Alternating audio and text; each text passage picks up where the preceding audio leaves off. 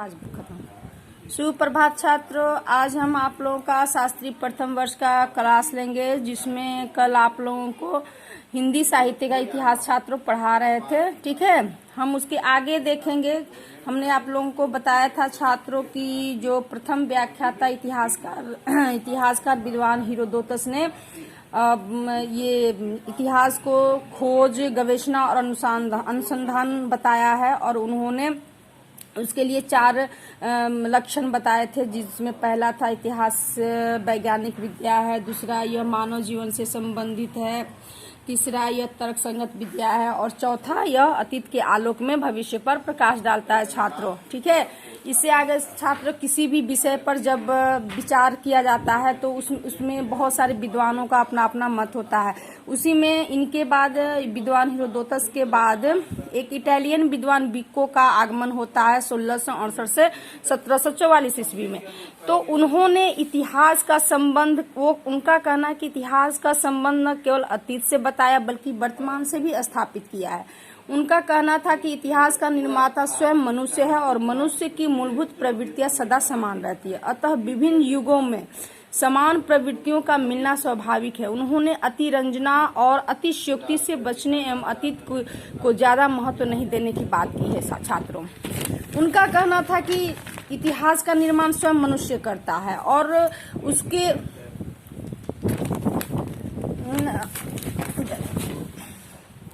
ठीक है छात्रों, तो मनुष्य ही निर्माता है इतिहास का, और उसकी जितनी भी मूलभूत प्रवृत्तियां यानी आवश्यक चीजें हैं, जो भी है इतिहास में पहले भी एक जैसी थी और आज भी है। इसलिए उन्होंने ये बात कही है कि अतिरंजना मतलब बहुत अधिक, अतिशयोक्ति मतलब बहुत अधिक, यानी कि बहुत अधिक इतिहास पर ध्यान देने की अधिक जरूरी नहीं है, क्योंकि जो इतिहास पहले अतीत में था वो आज वर्तमान में भी समान रहती है। इसलिए उन्होंने ये बात कही है कि अतीत को ज्यादा महत्व देने की बात कही है, नहीं देने की बात कही है। ठीक है छात्रों, अगला जर्मन विद्वान कांत हैं, जिनका समय है 1724 से 1804 ईस्वी।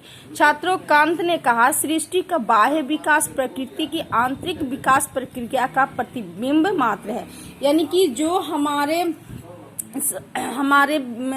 समाज में जो विकास हो रहा है, बाह्य विकास हो रहा है, वो किसका प्रतिबिंब है? प्रकृति का। यानी ये प्रकृति जो विकास की प्रक्रिया प्रतिदिन चल रही है, वो उसका प्रतिबिंब का अर्थ यहाँ क्या है छात्रों? छाया, जिसको हम लोग छाया कहते हैं। ठीक है, तो इसीलिए वो ये कांत कहते हैं कि इसलिए इतिहास को इसी रूप में ग्रहण करना चाहिए, अर्थात ऐतिहासिक घटनाओं के पीछे प्राकृतिक नियमों की प्रवृत्ति को समझने का प्रयास किया जाना चाहिए।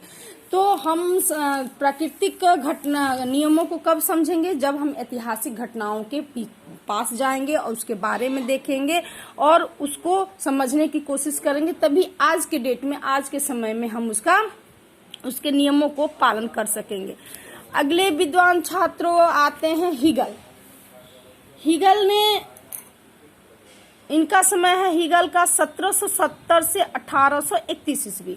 छात्रों, ये भी एक बहुत बड़े इतिहासकार है, और इन्होंने कांत, जर्मन विद्वान जो कांत हैं, इनके विचारधारा को आगे बढ़ाते हुए आगे उन्होंने कहा कि इतिहास केवल घटनाओं का अन्वेषण एवं संकलन मात्र ही नहीं है, बल्कि उसके भीतर कार्य कारण की श्रृंखला विद्यमान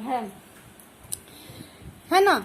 तो छात्रों, इन्होंने कांत के विचारधारा को आगे बढ़ाया। कभी कभी होता है ना कि एक विद्वान जो पहले आते हैं उनके सपोर्ट में भी बहुत आते हैं, उनके विपक्ष में भी बहुत सारे विद्वान आते हैं। तो कांत के सपोर्ट में हीगल आते हैं और उनके विचारधाराओं को उन्होंने क्या किया? आगे बढ़ाया, और उन्होंने कहा कि इतिहास में सिर्फ हम घटनाओं का ही खोजबीन या उसकी संकलन नहीं करते हैं, बल्कि उसके भीतर जो काम हुए हैं, कार्य हुए हैं, उन कार्य की श्रृंखला को हम उसमें समाहित करते हैं, विद्यमान रखते हैं। उन्होंने कहा, हीगल के मतानुसार विश्व इतिहास की प्रक्रिया का मूल लक्ष्य मानव चेतना का विकास है। हीगल का कहना था कि इतिहास का जो मूल लक्ष्य होता है वो क्या होता है? मानव चेतना का विकास करें, यानी कि मानव उस समय कैसा था, आज कैसा होगा, उसकी विकास प्रक्रिया को आगे बढ़ाना है। इसीलिए ये जो इतिहास है वो द्वंद्वात्मक पद्धति पर आधारित है। यानी हीगल का मानना है कि हमारा जो इतिहास है वो किस पर आधारित है, द्वंद्वात्मक क्योंकि दो मतलब पद्धति पर आधारित है। एक तो मानव चेतना के विकास पर है और दूसरा कि वो सिर्फ संकलन घटनाओं का संकलन ही नहीं है, उसका मतलब उसके भीतर कार्य कारण है, उस पर आधारित है। छात्रों, इस द्वंद्वात्मक पद्धति या प्रक्रिया के अनुसार वाद एवं प्रतिवाद, थेसिस एवं एंटीथेसिस के द्वंद्व से संवाद का विकास होता है। अब छात्रों देखिए, ये द्वंद्वात्मक पद्धति क्या है, एक है थेसिस और दूसरा है एंटीथेसिस। तो थेसिस जो है, थेसिस मतलब किसी विषय पर खोजबीन करना, उस पर ये तर्क देना कि ये ऐसे है, ये ऐसा है, ठीक है। और उसी के विरोध में एंटीथेसिस यानी प्रतिवाद, उसके विरोध में दूसरे विद्वान क्या आते हैं। और जब दोनों का द्वंद्वात्मक विकास होता है तो क्या होता है, समवाद का विकास होता है। समवाद का अर्थ हुआ कि एक समान, यानी दोनों विचारधाराओं को वाद और प्रतिवाद यानी थेसिस और एंटीथेसिस के विचारधाराओं को जब एक जगह लाया जाता है और लाने के बाद एक नए संवाद का विकास होता है। और जहाँ संवाद का विकास होगा छात्रों, वहाँ पर इतिहास जो है आगे बढ़ेगा, यानी कि इतिहास का विकास होगा। तो छात्रों, हीगल ने इतिहास की व्याख्या भी इसी द्वंद्वात्मक पद्धति के आधार पर करने की बात कही है। ठीक है छात्रों, अगला है छात्रों डार्विन का विकासवादी सिद्धांत।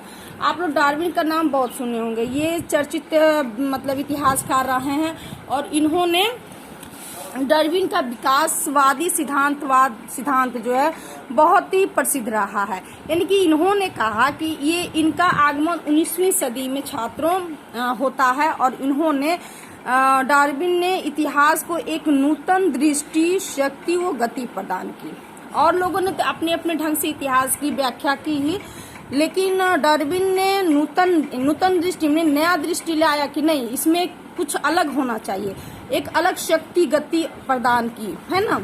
तो उन्होंने स्पष्ट किया कि कोई भी सृष्टि का अंग या तत्व एकाएक घटित नहीं होता है ना। मान लीजिए प्रकृति में कोई घटना घटती है तो उससे पहले कुछ न कुछ वो अपना ये दिखाता है कि ये होने वाला है, वो मनुष्यों को पता भी चल जाता है। तो उनका कहना कि सृष्टि का अंग या तत्व एकाएक घटित नहीं होता बल्कि वो विकसित होता है। यानी कोई घटना इतिहास में घटता है तो वो धीरे धीरे विकसित होता है। जैसे आज के युग का बात करें छात्रों, कोरोना वायरस जो अभी आया है ये एकाएक विकसित नहीं हुआ है, बल्कि इसका जो लक्षण है ये कुछ बहुत साल पहले 1900 कुछ में आया था, 1983 में लगभग शायद।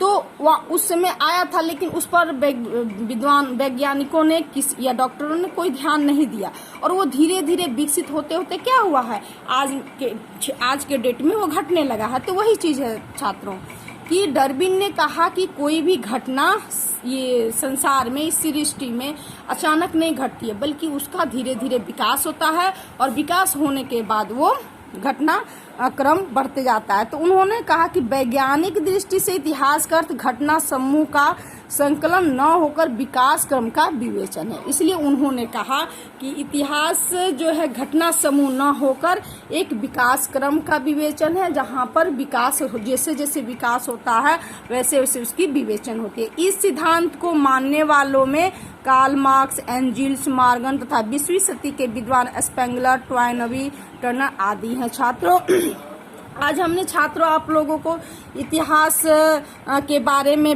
विचार जितने विद्वानों ने दिया है उनके बारे हमने बता दिया है। ठीक है, इसकी अगले क्लास में छात्रों हम हिंदी साहित्य के काल विभाजन के बारे में पढ़ेंगे। धन्यवाद।